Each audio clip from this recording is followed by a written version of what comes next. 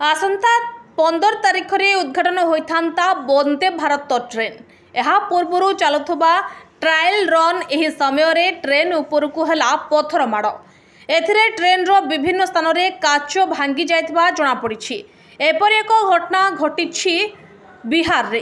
Train T Jamshedpur टाटारू बाहरी गोमस्थित नेताजी सुभाष चंद्र बोस को junction को होई गया अभिमुखे जाउथिला। ट्रेन टी बंधुआ और टनकुपा स्टेशन मझिरे होइथिबा बेले किछि असामाजिक युवक ट्रेन उपरे आखि बुझा पत्थर माड़ करथिले। एथिरे ट्रेन रो विभिन्न स्थान में काच भांगी जाइथिबा जणा पड़िछि। खबर पाई वरिष्ठ रेल अधिकारी घटनास्थल में पहुंची ट्रेन रो स्थिति जांच करिसंती।